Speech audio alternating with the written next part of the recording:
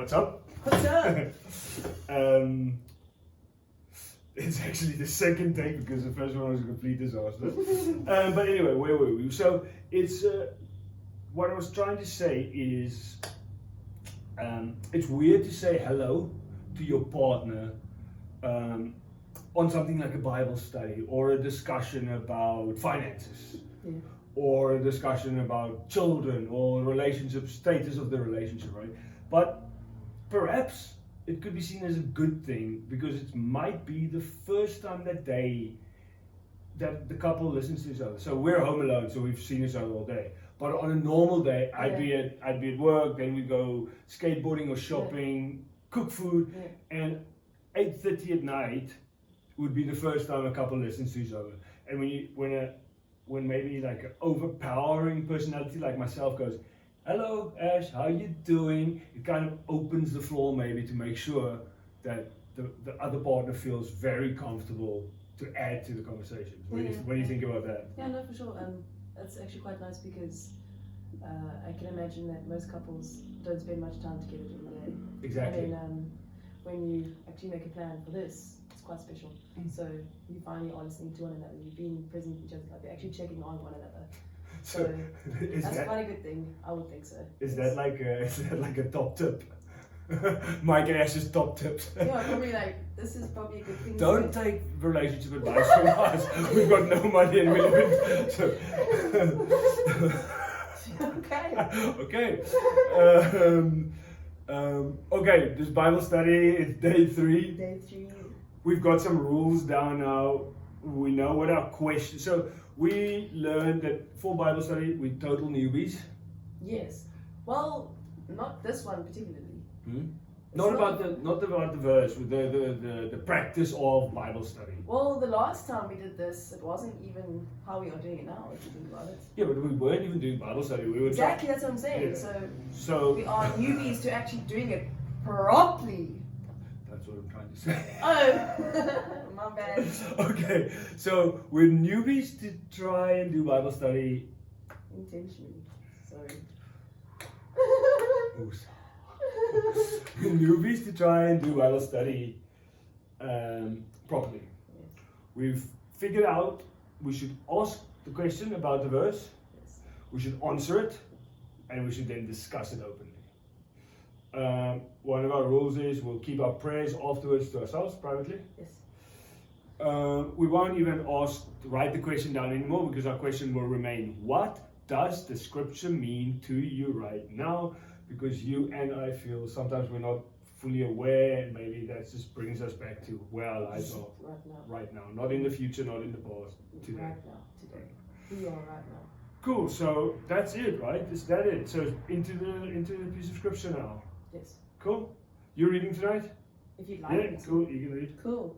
I feel like I should know this verse off by heart. It's the third. Yeah. So it's day 3. The book that we're following, Dr. Caroline Leaf, Rewire Your Brain, it kind of reiterates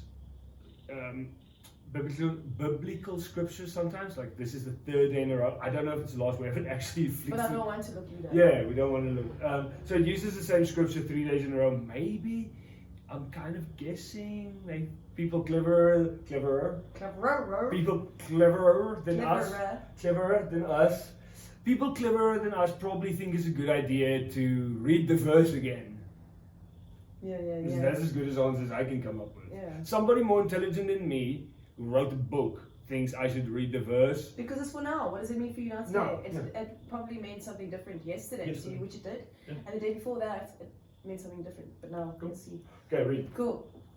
Okay, read. Wait. I command you to read. No, that's rude. That's like, remember the Thor movie when he downs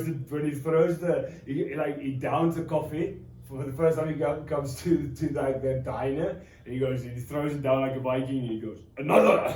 People are like, that's really rude. He's like, but it's really. Okay. What's more, don't let yourselves be squeezed into the shape dictated by the present age. Instead, be transformed by the renewing of your minds, so that you can work out what God's will is. Work out what God's will is. What is good, acceptable, and complete. Romans 12, verse 2. Can you read it one more time? What's more, don't let yourselves be squeezed into the shape dictated by the present age. Instead, be transformed by the renewing of your minds, so that you can work out what God's will is, what is good, acceptable, and complete. Romans 12, verse 2. Nice. So, you said before, you were kind of adamant about the question. You was like, what does it mean to you right now? Is there anything you want to add after immediately reading the scripture? Is there anything that jumps into your head? No? Oh, cool. I've given it a little bit of thought today, like I do. Yes. In my silent head when nobody else. You always forget that you do. Yeah, I do. I do it all the time. Like, I don't stop thinking about everything that's happening, past, present, and future. One of my worst qualities. So I've given the scripture a little bit of thought, and I was thinking, day one, we were like, what are we doing wrong? Yes, yes. Day two, we went, what am I doing wrong? And now day three is the same scripture. And then I was like, I was thinking about some things that I've struggled with in my life, right? To let go of, to stop doing. And I was thinking about how the process of that works, what I've learned through therapy sessions, through counseling sessions, or my own studies. And it kind of comes down to if you're always going, what am I doing wrong? You're always looking at the thing that you're doing wrong. So in terms of Christianity, how I understand it goes, you go, God, I'm a sinner, please forgive me. Yes. Wash away my sins, you died for me on the cross. Please can I go to heaven? Please have mercy on me. Yes. Then the deal kind of goes, God goes, good, stick with me from now on and leave your past life behind. Right? And for 2 days we went, God, what am I doing wrong? Or God, these are the things I used to do wrong. God, these are the things I used to do wrong. For 2 days in a row, even though we've accepted God into our lives like 2 weeks ago. Yes. Right? And for 2 weeks we still go, God, I'm guilty of this. God, I'm guilty of this. So it's almost like, are you there not trusting Him? But we're only mortal. We've got problems in our heads. We've lived lives already, so it's a process, right? So back to my point of how I overcame some things that I had to leave. Okay. The psychological process behind it is, rather than focus on what I'm doing wrong, look at what I can control, what's in my control, to make sure it doesn't happen. It doesn't have effect on me. It doesn't cause me to feel those feelings that drove me to those things. Like the scripture says, what's more, don't let yourself be squeezed into the shape dictated by the present age. So God, rather than God, I do these things, forgive me. God, what can I do to not let myself be squeezed into a box? What can I do to stop it? With your power, with your help, with the help of your friends, whatever. And then I was thinking, oh, cool, we've already started. We've looked at our music that we listen to. Yeah. We've looked at the television that we consume. We've looked at our social media accounts, cleaned them out a little bit. A lot. A lot. So, I think for tonight, the most proactive thing to do is write down the things you've already put in place, and is there anything else to put in place? So, what's more, don't let yourself be squeezed into the shape dictated by the present age. What does the scripture mean to me right now? It means take control of your life. Okay. Yes. Take control of the things that cause you distress, that cause you depression, that causes trouble, that causes trauma. Like, forget about the fact that it has done that, but then take control of those thought patterns, the stimulation things that you consume, the music, the friends, the conversations you have, the work you don't do, the arguments you have with loved ones, whatever it may be. Like stop those things. Does that make any sense to you? It does make sense, yes. What do you think about being proactive, or do you want to go back to like, please, I'm so bad? Oh no, but I sometimes think that maybe, surely, yeah, we do say, oh, I know I've been doing this wrong, what am I doing wrong, or whatever. But sometimes maybe that surely can be like a sign of you actually recognizing that you did do wrong. Okay, that's fair enough, isn't it? And I think that's a good thing in itself. Is like when you are not being what's more, don't let yourself be squeezed into the shape dictated. Okay, well, I'm recognizing what has been squeezing me. Yeah. So Okay. so I'm recognizing what's been squeezing me. How can you help me make sure that I don't go back to those things that have been? Yeah, I think we're basically saying exactly the same thing. Yeah. I just took a really long. Long way onto a journey. I mean, I guess that's why it is called Journey Bible Studies. So I took the long route. So say it again. So us going, oh, what did I do wrong? Is us recognizing our faults and asking and making sure that we do not go back Don't to do them. it again. So it's like an active. It's like an active, like thinking about. Being aware. Yeah, being aware of the things that actually that you have done wrong, because it's at least if you know what you have done It's a wrong. good thing that you know that it's wrong and that you're doing it wrong. Yeah, cool. That makes sense as well. What does the scripture mean to you right now? Firstly, be grateful. Be thankful or grateful? Both. What does the scripture mean to you right now? What's more, don't let yourself be squeezed into the shape dictated by the present age. Instead, be transformed by the renewing of your mind so that you can work out what God's will is, what is good, acceptable, and complete. So, what does it mean? What do we write down? We write down something about sort out your life, but also, I think you should be grateful that you are able on this journey now, being able to witness and feel what you are doing wrong in life. You Okay, can't fix it. so let's put them in order. Be aware. Yes. Be aware. Acknowledge when you do make the mistake. Yes. Forgive yourself when you have. Okay, let's start at the bottom because it looks like I'm working down to God when I'm trying to. Okay, so the base is be aware. Yes. Step 2 is acknowledge when you do make a mistake. Yes. Forgive yourself when you have, if you have. Okay, wait. So can we keep it in steps? Otherwise my brain doesn't work. It freaks out. Yeah. So let's go. So step 1, Yes. be aware. Yes. Step 2, acknowledge if you've made a mistake. Yes. Step 3, Forgive yourself if you have. see, you added a step. Well done. I'm waiting. Okay, hang on. Be aware. Be aware. Acknowledge when you made a mistake. Ask forgiveness. Yes. And make sure it doesn't happen again. That's kind of your job as well, right? Continue. Go. Yeah. So it's your job, step 4. Okay, so let's write it down. Be aware. Be aware. Admit your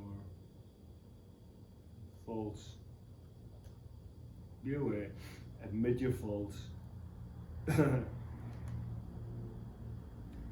for forgiveness.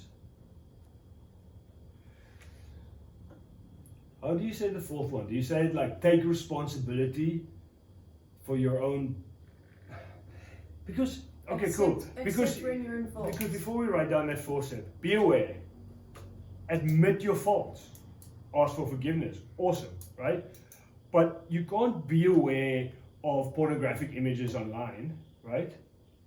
Admit you have looked at them online, right? Whether it's through WhatsApp, whether it's through whatever. Ask for forgiveness about them. I'm talking about, especially to men. I know my friends, I know myself. Yes. Well, forget my friends, I know myself. Yes. Be aware, admit your faults, ask for forgiveness, right? But you can't just keep doing that do it on as a cycle cycle, yeah. and then wake up tomorrow morning and do it again, No, right? no. So the 4th one needs to be like a stern. It needs to be like, stop, take responsibility for your crap. That's on you. Like you said aware, then you became aware. Now, so that's step 1 is you. 20. So there's 4 steps. Let's do it like that. 4 steps. 25%. 25%, 25%, 25%. Step 1, be aware, that's on you. Admit your faults. 25%, you're talking to God. Ask for forgiveness, 25% talking to God. Oh, the other last percent is 25% is you again. Honest. So then it's a 50-50 job, isn't it? Yes. I've only got 50% on you, but can you help me with that other 50%, please? That's a good idea. So take responsibility. Actionable responsibility.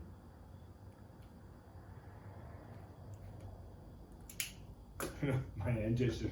Looks like I'm raving.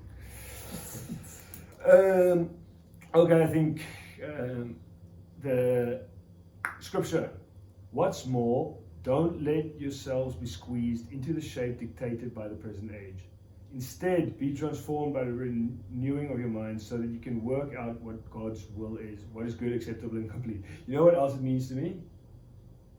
I also have an idea.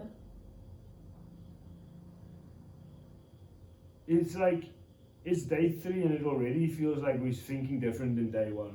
Obviously, yes, because we're being so present. Instead, be transformed Yes. by the renewing of your mind. Stop worrying about what you did in the past. Stop worrying about what you feel like you need to do in the future.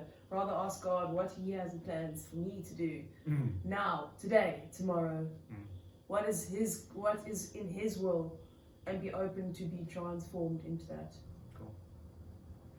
Okay, let's see if we can understand the psychology behind it. So, Dr. Caroline Leaf, very famous psychologist.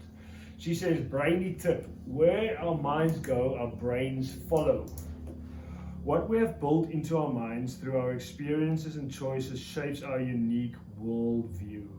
What we built into our minds through our experiences and choices shapes our unique world. So your choices, the choices that you make on a daily basis, your music, your content, Yes. okay?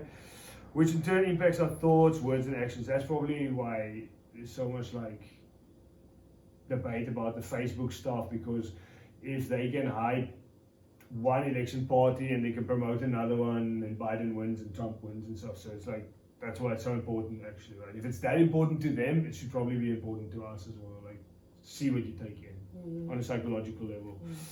If it's important on a political level, it's probably important psychologically to you as a person as well, to control what you consume. Well, it affects you. Because they try and control it. Anyway, what we have built into our minds, our experiences and choices shapes our unique worldview, which in turn impacts our thoughts, words and actions. It is our filter reflecting and refracting what comes in through our sense and shaping our mental architecture. Once we choose to follow the Messiah, however, we have to compare our worldview to God's worldview. Yes. What a beautiful new filter that not only adds to our experience, but paints them in a new light. Amen. One that is good, acceptable, and complete hillbilly. One that's not a good, acceptable, and complete hillbilly. She's a hillbilly. Okay, let me start there again. We have a beautiful new filter that not only adds to our experience, but paints them in a new light. One that is good, acceptable, and complete, allowing us to see and respond to the world in a different way, a truly human way. The more we choose with our minds to think and act like Jesus, the more we become like Jesus. Where our minds go, our brains follow. I like that. I really do. Do you want to add anything else? No. I'm happy with that. Be aware, admit your faults, ask for forgiveness, take responsibility. Yeah. Yeah? Yeah. Happy? Happy. No housekeeping for this. We made a new thumbnail. I'm on! No, Well done. We're not trying to get followers. We're just trying to do our duty. Like, you know what? I thought about this too. I have in my life before tried to be Christian, posted, talked about it, and not a single Christian reached out to me and he went like, hey, how can I help you? Not one, ever. So see, that's not pointing fingers at anybody, but that's going like, but I thought it said we should talk about it openly. So, at least I'm just going to talk about it openly. Yeah, 100%. So then at least, I can't, if I do that, I'm not a hypocrite. I'm not, yeah. No, I'm having fun. Yeah. Anyway, so that's it. That's it. Okay. Bye.